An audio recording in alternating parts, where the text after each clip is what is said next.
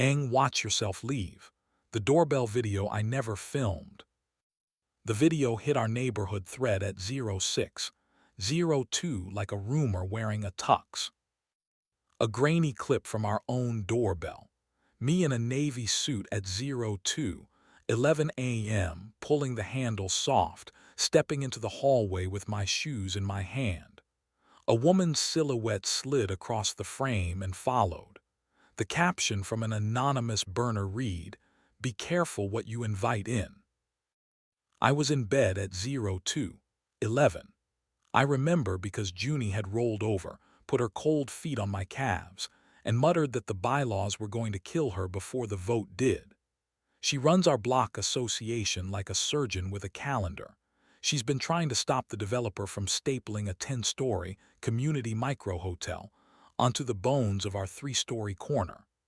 I manage crises for a living, which means my bedside manner with scandals is strong until the scandal wears my face. "Good morning, infidelity," Junie said, padding into the kitchen in my t-shirt, hair wet, eyes awake.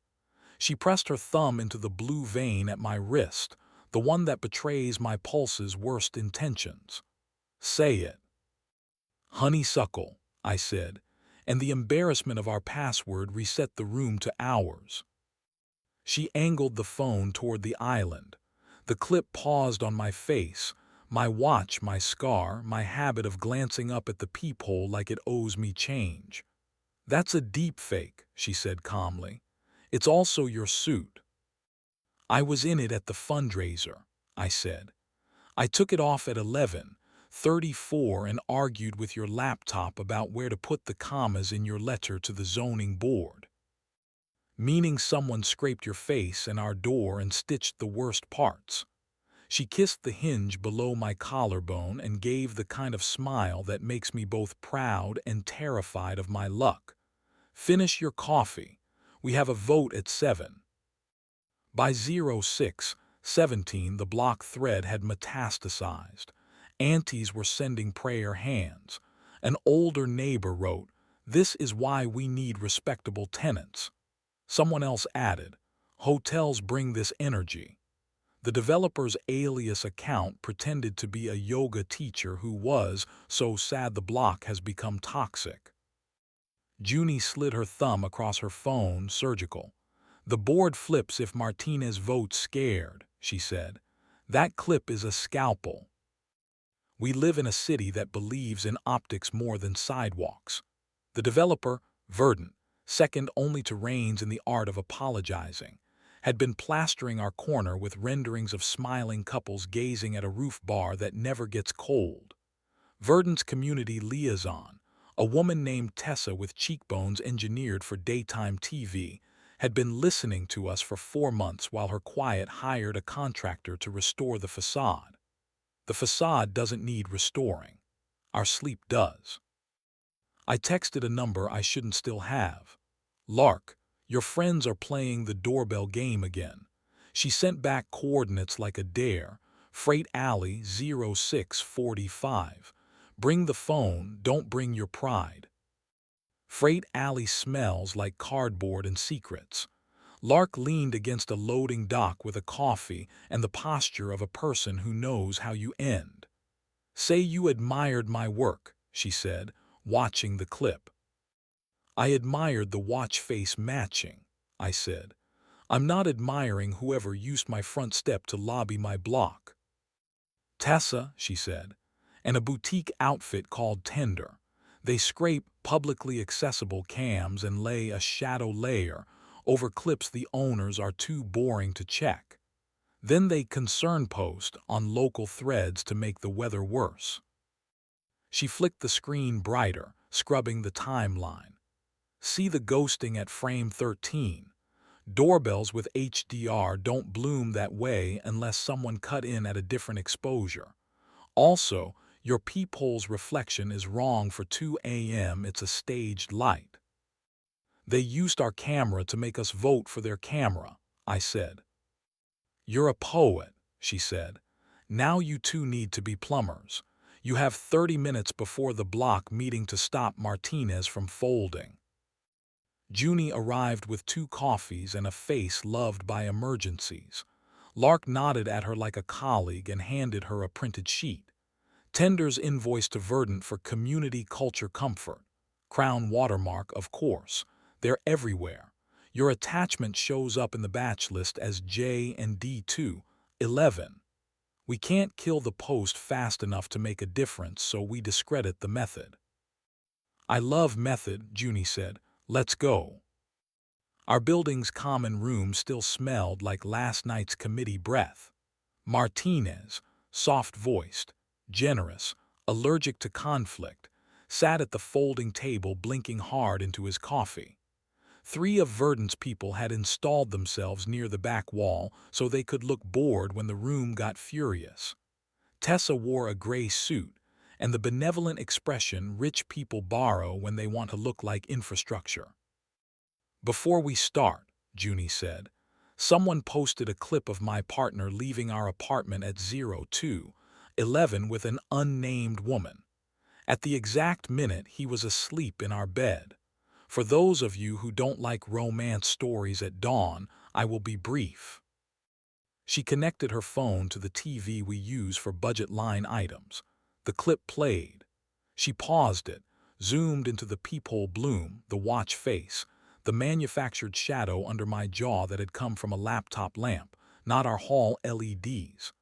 The doorbell's public URL was scraped by a service Verdant hired and fed into a shadow layer. It's not a misunderstanding. It's how you make a room decide to hate itself before you ask it to be generous. Murmurs, somebody said, that's illegal.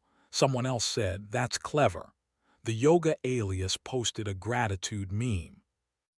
Tessa, Junie said, did your community culture vendor build this? Don't lie. There's a crown sticker on your invoice. Tessa smiled as if she'd been crowned Miss Plausible Deniability 2025. Our vendor pulls publicly accessible sentiment to understand concerns, she said. If a concerned neighbor uploaded. They didn't, Lark said from the doorway, looking like trouble that had put on lipstick. She held up the invoice. Your people bought neighborhood porosity and doorstep analysis. Both illegal, both stupid, both in print. Tessa tilted her head. And who are you? She asked, disdain dressed as curiosity. Someone uninvited to too many weddings, Lark said. Someone who hates being bored. Martinez looked at me. His mouth worked. If I hadn't seen this, he said, I would have voted to postpone. I don't like being a person who postpones courage. You can vote now, Junie said. You can vote to keep your neighbors sleeping. You can vote to make Verdant pay escrow with teeth before they get a certificate of inevitability. Tessa decided to bypass us. She turned to Martinez and put her voice on that low syrup that should be a misdemeanor. We're offering jobs. We're offering sunlight. We're offering a library in the lobby. You're offering a bar with a reading nook, Junie said. Your camera plan pings any non-guest who lingers. Your loading schedule treats our block like a freeway. Your roof deck noise study was done in January. The room, which had been hesitant, bruised by its own thread, started to remember its spine. An auntie in a sweatshirt that said pray until progress lifted her chin. We have kids, she said. They need sleep, not your marketing. The vote wasn't scheduled until 7. We opened it at 06:56. All in favor of telling Verdant to come back with real escrow, no lobby cameras, loading docks that don't vomit trucks at dawn, and a height consistent with humans, Junie said. Hands went up, even Martinez's. Tessa's smile held like a corset. We'll be back, she said. Bring daylight, Junie said. After, our neighbors drifted out to their cash registers and subway platforms and classrooms. Lark sat on our stoop with me and watched the city test its light. There's a second act, she said. Don't give us a sequel, Junie said.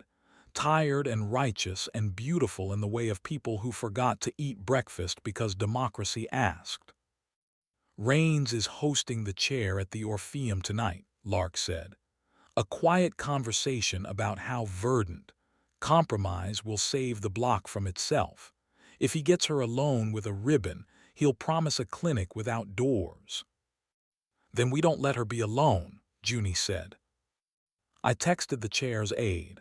Our shared history is mostly me telling him which verbs to choose.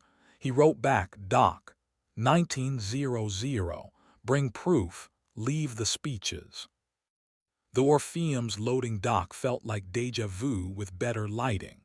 The chair has the face of a person who knows where the bones are buried and keeps the map in her pocket. Rains wore his board suit. Tessa had traded her gray for black sequins as if sorrow were a gala. A crown case sat propped by the wall, a little blinking rectangle that called itself environmental control. Let be quick, the chair said to Rains. I'm told your vendor has been playing on people's doorsteps. Misunderstanding, Rains began. Junie handed her the invoice Lark had printed. Premeditation, she said. We needed to measure sentiment, Tessa said. Our partner over-delivered. Your partner trespassed, the chair said, and you let them. Rains tried the smile he uses when he brings money to a complicated funeral. We'll pause, he said. We'll apologize. We'll return with a reduced program. Return with escrow that lands before a single permit, the chair said. Return with a clinic lease signed before the hotel gets a tax credit. Return with a camera policy that forbids Crown's boxes from breathing within a block. And tell Tender to stop breaking into marriages. Lark popped the Crown case with a petty flourish. Inside, a neat row of comfort beacons, their crowns blinking like guilty eyes. She cut the tape, pulled one, pressed it into Rains's palm. You can keep a souvenir, she said, or a reminder. Rains closed his fingers around it, and for 1 second I liked him for hatting how it felt. That night we slept like people who had earned it the hard way. At 02:11 our doorbell did not catch me leaving. It caught Junie pulling me closer, her hand sliding under my t-shirt and finding the hinge that keeps me honest. It wasn't obscene. It was medicine. When she whispered, say it, I did, and the word gained weight again. Honeysuckle. 2 days later, the board chair announced a new rule. No comfort technology within residential buildings without consent. Verdant posted a rendering with fewer stories, more trees, and a camera labeled emergency only. The yoga alias caught, apologized to the community, and vanished. Tessa sent a letter with the word if hiding in a corner. The chair circled it and sent it back like gratting a teenager. The block thread became recipes and lost keys again. Someone posted a photo of a cat that looked like it had just won a legal settlement. Martinez came by with cortados and a shy gratitude. You looked at me like I was a person who could do the right thing, he said to Junie. You are, she said. You just forgot because the city's loud. We taped the Crown sticker under our sink with the other ugly receipts, evidence, not trophies. If another clip arrives at dawn, we'll open it together. We'll turn our phones face down. We'll check the peephole bloom. We'll decide whether to burn down a thread or write a better post. We'll knock on doors and vote before coffee. We'll use the password that embarrasses us because it keeps us from believing the worst about each other while we save our anger for the people who earn it. Lark texted a photo from a different loading dock a week later. Another Crown case, another blinking crown. Caption, you'd be bored without me. I wrote back, maybe try letting me be. She sent a single period, which for her is an apology. What we kept, our corner's sleep, the habit of speaking early, the hinge Junie finds with her eyes closed, the stupid word that turns a video into a door we can close together. What we lost. One more way the city gets to tell us who we are. There will be other clips, other doorbells, other beacons marketed as comfort to people who already have enough. There will be nights when someone tries to stage a better version of us and call it truth. But there will also be coffee at 06:17, a woman in my t-shirt who knows which comma saves a block, and the choice, every time, to be boring and brave at the same time. You can keep the ribbon. We'll keep the door. And if the city knocks at 02:11 with a story it needs us to believe, we'll let it ring until it learns our hours.